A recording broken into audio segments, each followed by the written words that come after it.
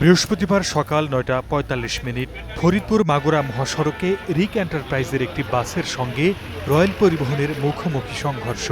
দুমড়ে মুচড়ে যায় বাস দুটির সামনের অংশ।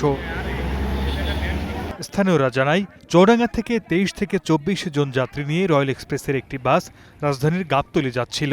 পথে ফরিদপুরের কানাইপুরে করিমপুর এলাকায় পৌঁছালে বিপরীত দিক থেকে আসা লোকাল রিক এন্টারপ্রাইজের দ্রুতগতির একটি বাসের সঙ্গে মুখোমুখি সংঘর্ষ হয়।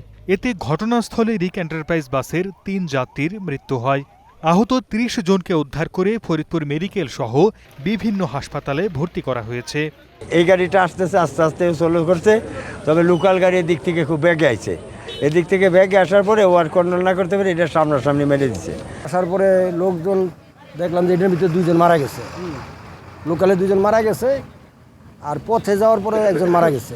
ফায়ার সার্ভিস ও পুলিশ জানায়, সড়কের বাঁক ও রিক এন্টারপ্রাইজের দ্রুত গতির কারণে ঘটতে পারে দুর্ঘটনা। এখানে বাঁক আর ওভার স্পিড, এই জন্য দুর্ঘটনা হয়ে থাকতে পারে। এটা পরবর্তীতে ইনকোয়ারি সাপেক্ষে আমরা সঠিকভাবে বলতে পারি। নিহত ৩ জনের মধ্যে আজিজুল হকের বাড়ি ফরিদপুরের মকসুদপুর, মিনতি রানী বিশ্বাসের বাড়ি মধুখালী এবং আব্দুল মান্নান মোল্লার বাড়ি ফরিদপুর সদরে। সর্দার মোহাম্মদ আরিফ, স্টার নিউজ।